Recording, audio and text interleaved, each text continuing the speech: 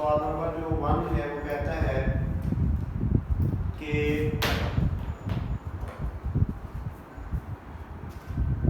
पहला सवाल a fair coin is tossed twice। वो कहता है कि दो दफा हमने एक कॉइन को ट्वाइस, दो दफा हमने इसको फेंका है। What is the probability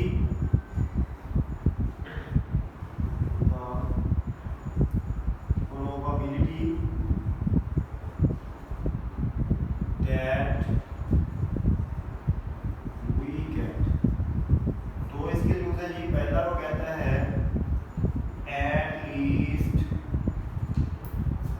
one है, ठीक है।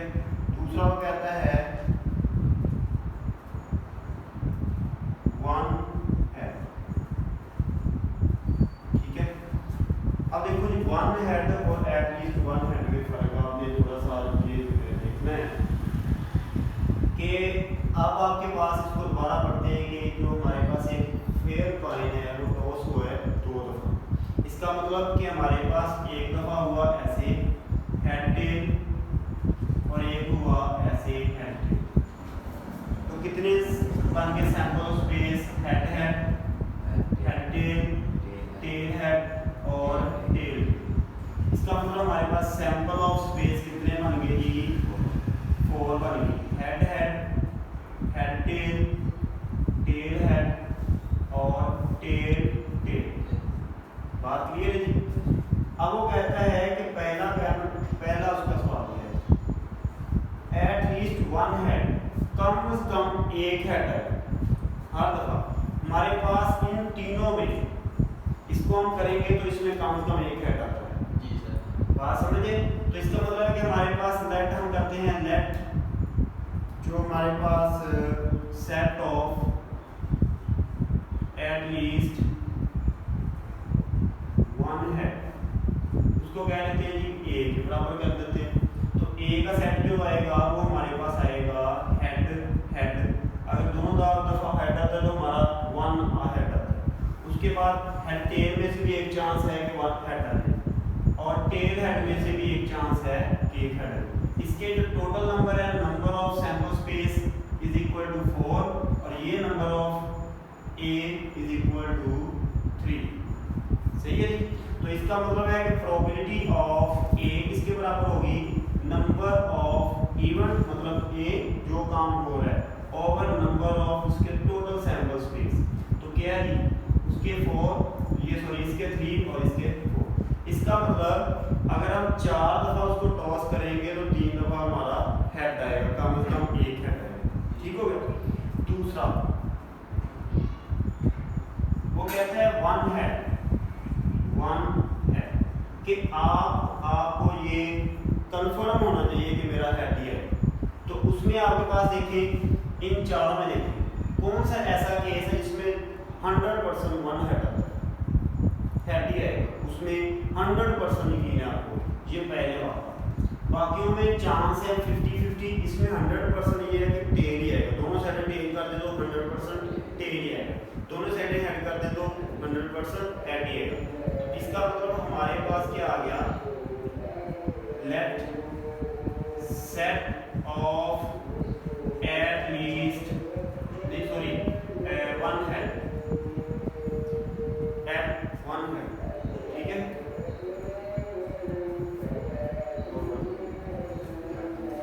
वन, ठीक है जी। हम इसको कह देते हैं कि वो हमारे पास है इज इक्वल टू, उसको मैं कह देता हूँ जी बी के बराबर। इसके बराबर है बी के बराबर।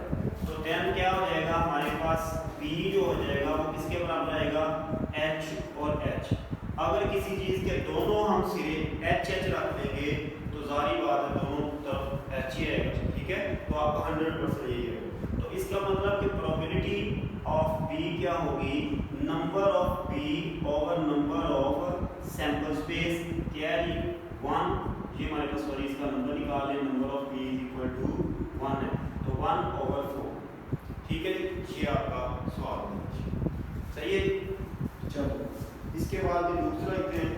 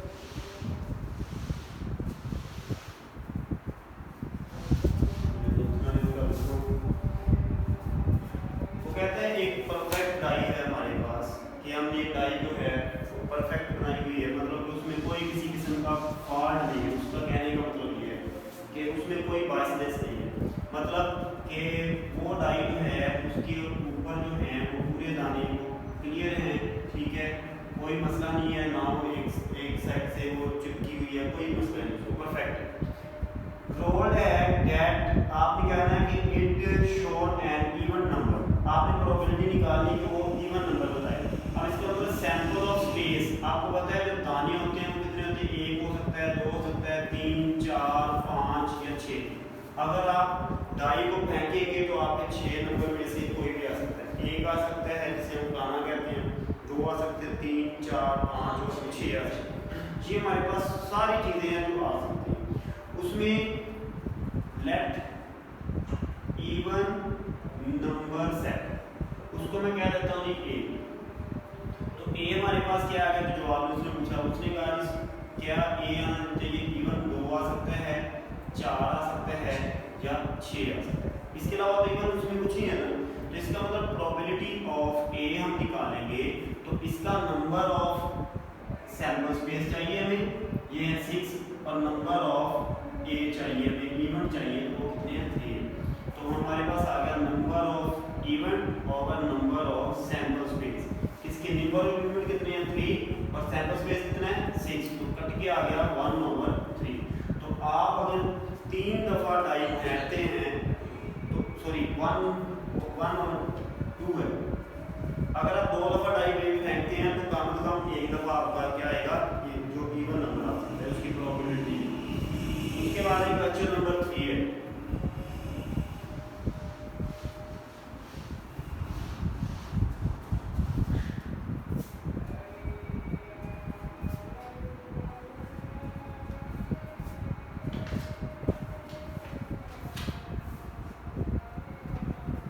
What is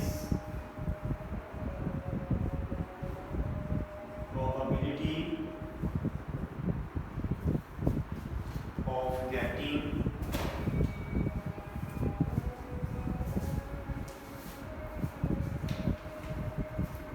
at least one tail when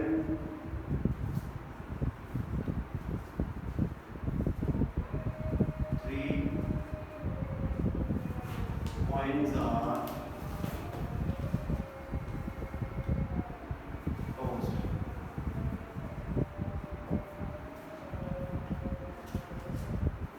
चलिए स्टार्ट करते हैं।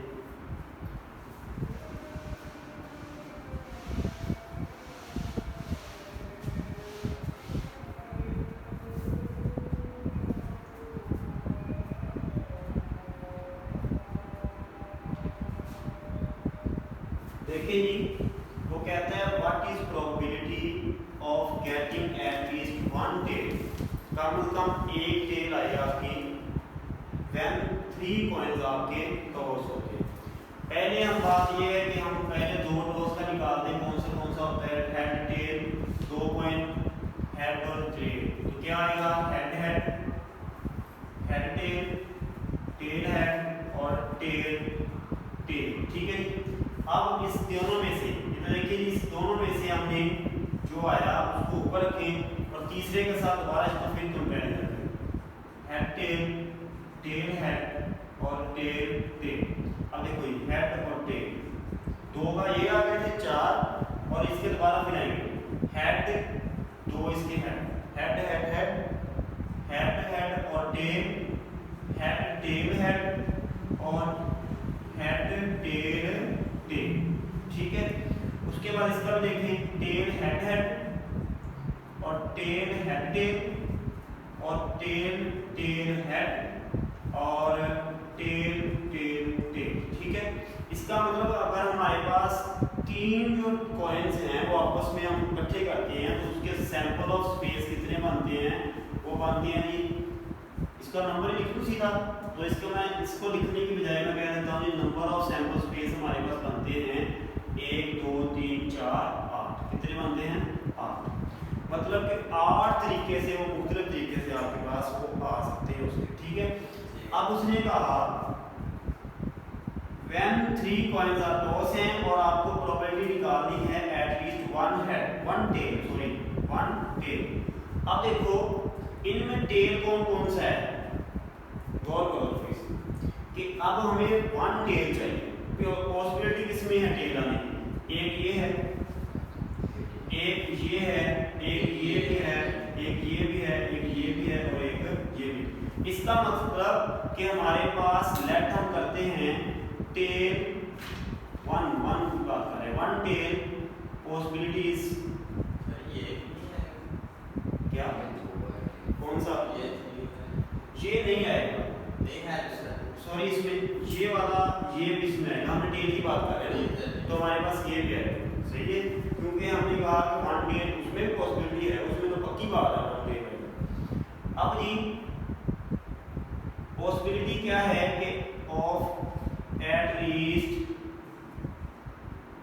वन टेल, हम लिख लेते हैं उसको जी tail is equal to A के बराबर रख लेते हैं।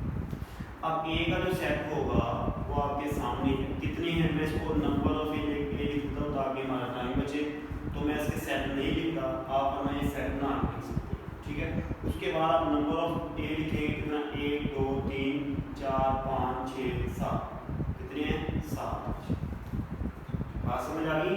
तो अब आपके पास प्रोबेबिलिटी इसकी निकालना है, probability of A is equal to number of A over number of sample space, तो क्या आ गया नंबर ए 7 और सैंपल स्पेस आपके पास है, मतलब कि अगर आप 8 दफा उसको तीनों को रोल करते हैं तो कम से कम 7 दफा आपका आने के चांस है 8, ठीक है।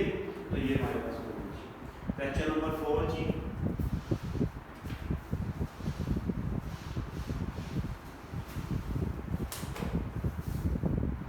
वो कहते हैं जी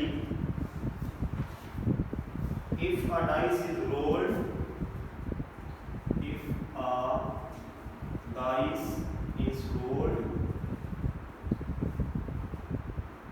what is the probability, what is the probability that, ये देखिए दो से बातें पूछी हैं आपसे, and even number appear, and even number appears, even number n होता है एक, कम से कम एक इवन नंबर अपीयर हो। दूसरी बात उसने कहा n even no divisible by 3, no नहीं सॉरी इवन नंबर है, नंबर डिविजिबल बाय 3 जो है, अब इसमें नो लिखा हुआ है ये नंबर, चलिए नो ही हम पढ़ते हैं, नंबर पढ़ते हैं इसको। वो कहता है इवन नंबर आने के कितने चांसेस हैं और नंबर तकसीम 3 पे होने वाले के कितने चांसेस हैं, ठीक है। तो ये भी हम निकालते हैं इसको,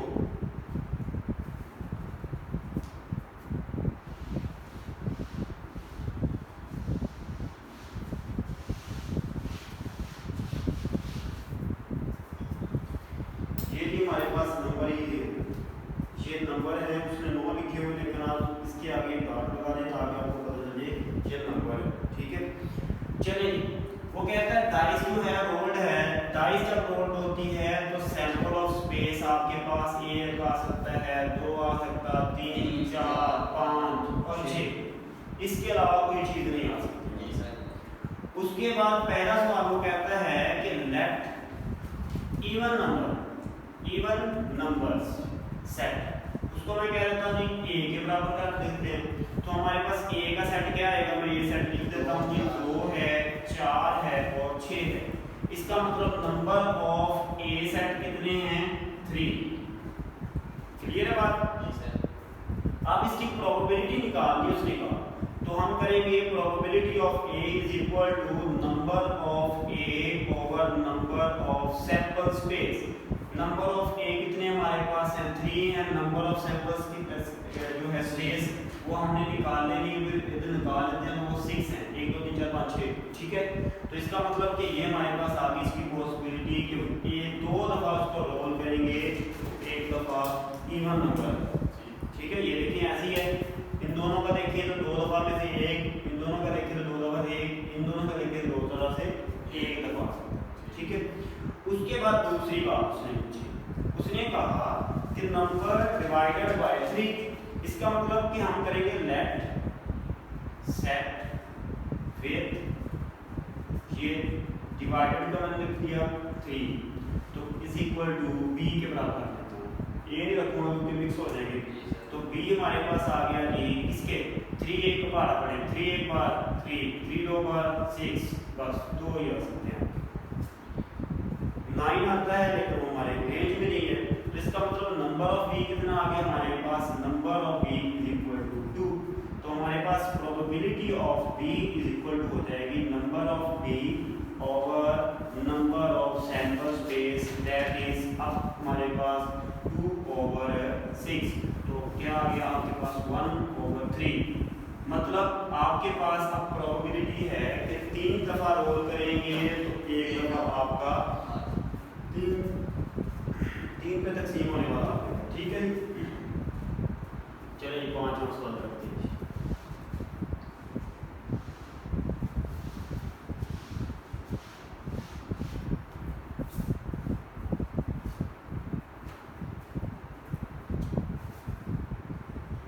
ये आपका बहुत इंपॉर्टेंट सवाल है आपकी किताब का, ठीक है। 5वां वो कहता है if 2 dice are rolled, 2 dices are rolled, what is the probability,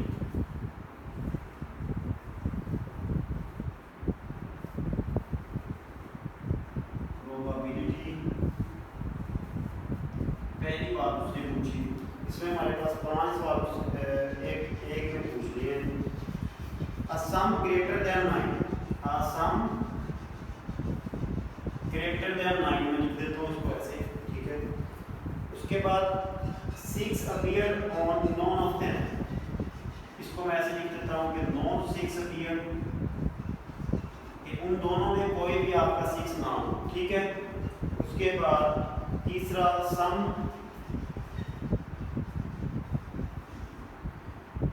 some divisible by 5, some divisible 5 जो है। उसके बाद 6 appear on both of them, 6 on both. और 5वां है हमारे पास सम ऑफ 7, सम ऑफ 7 अपीयर्स। उम्मीद है सवाल तो आपको समझ आ गया होगा। अभी हम स्टार्ट करते हैं इसको कि उसने 2 डाइसेस लिए हैं, तो हम 2 डाइसेस की सबसे पहले बनाते हैं सैंपल ऑफ स्पेस कितने बनते हैं। डाइसेस में कितने होते हैं हमारे पास, 6 होते हैं। तो इसको ऐसे ही करेंगे, एक डाइस के 6 इधर लिखेंगे, 1 2 3 3 4 5 और 6, 1 2 3 4 5 6। पहले करेंगे 1 1 आ सकता है, तो दोनों को आप फेंकेंगे तो हो सकता है दोनों में एक एक आ जाए।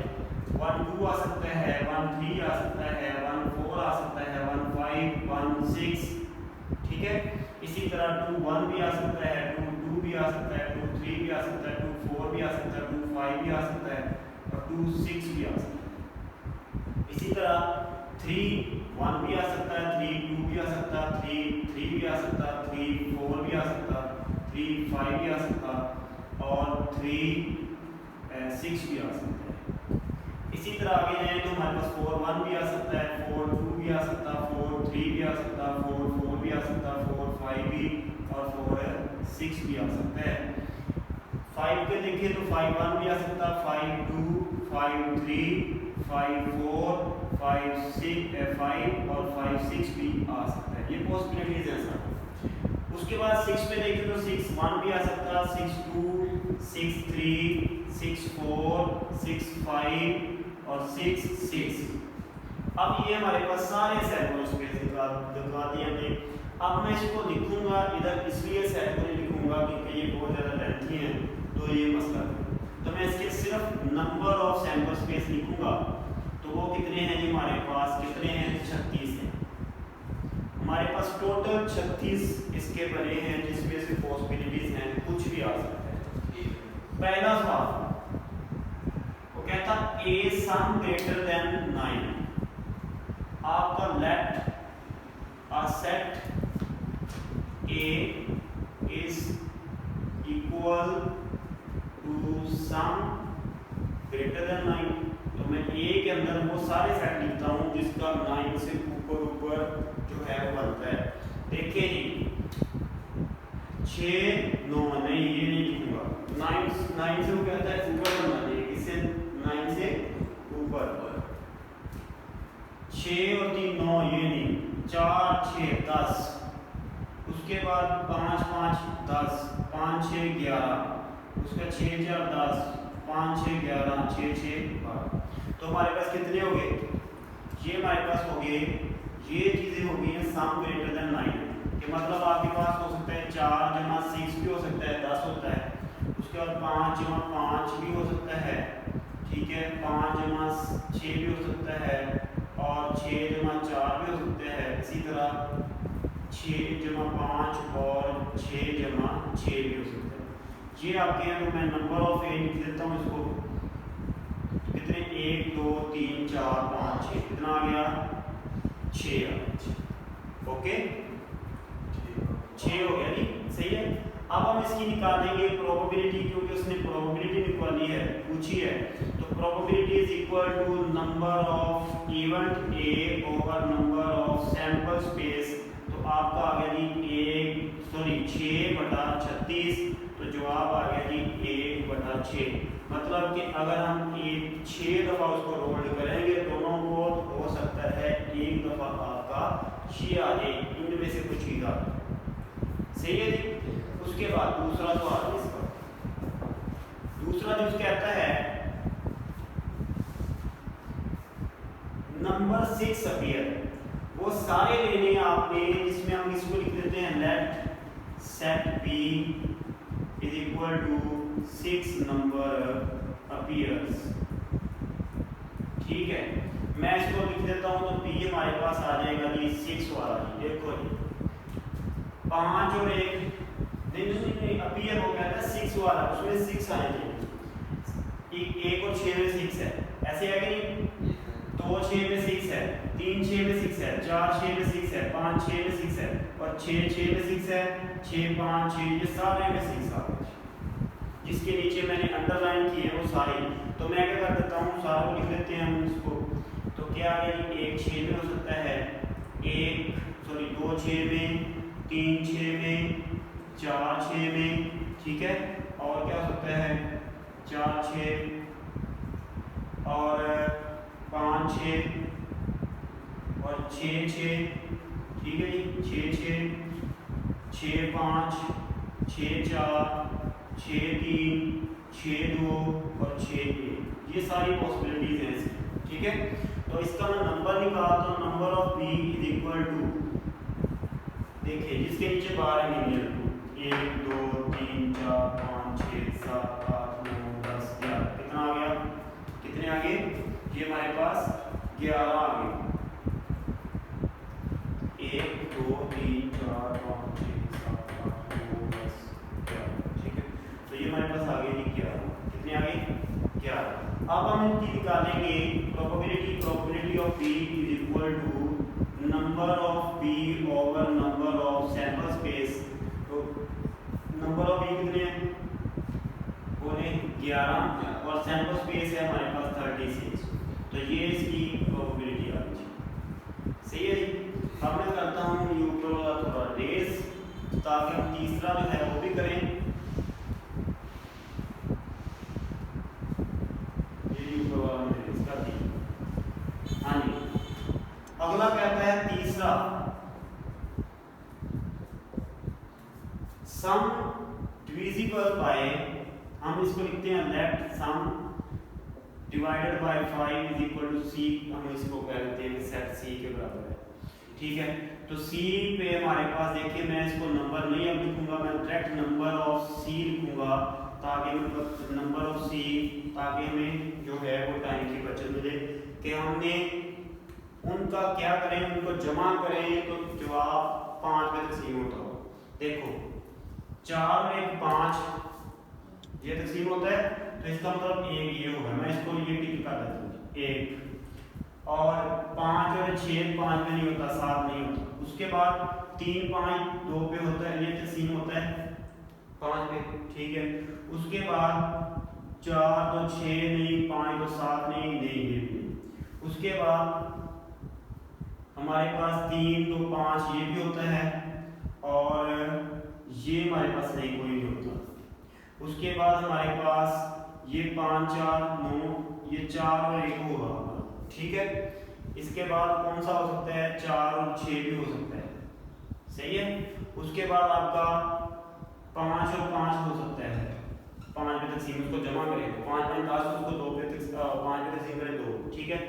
उसके बाद आपका 6 और 4 हो सकता है, ठीक है। और ये हमारे पास सारे हैं, तो इसका मतलब गिने जी कितने टिक लगाए हमने, 1 2 3 4 5 6 7। आप अच्छी तो बात है कि आप लिखें सारे, उसके बाद उसकी कैलकुलेशन करें, लेकिन अब टाइम की बचत की वजह से हम ये काम कर रहे हैं, ठीक है। तो अब क्या हो गया, हमारे पास 7 हो गए, तो हम क्या करेंगे, then probability of C is equal to number of C over number of sample space। अब देखो नंबर ऑफ C कितने हैं, 7, और नंबर ऑफ सैंपल स्पेस हमारे पास 36। इसका मतलब कि अगर हम 36 दफा उसको रोल करेंगे तो 7 बार हमारे पास वो चीज आ सकती है जो उसने पूछी हुई है, ठीक है जी। अगला इसको रेज कर लेते हैं, ताकि चौथा जो इसका जो है वो भी करें। चौथा वो कहते हैं कि आपने 6 ऑन बोर्ड, ये बहुत आसान है। 6 let set D, sorry C के बाद ये आता है, चलो ई लिख देता हूं मैं, ई इज सेट ऑफ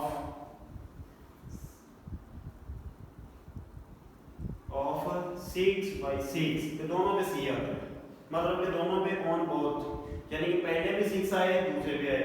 तो अब हमारे पास इसकी सिर्फ एक पॉसिबिलिटी है, वो क्या है, c इज इक्वल टू हो जाएगा सिर्फ एक जगह पे हमारे पास ये वाला जो जगह है इसी पे क्या आ सकता है, वो 6 6 आ सकता है, कि दोनों में आपके 6 6 आए।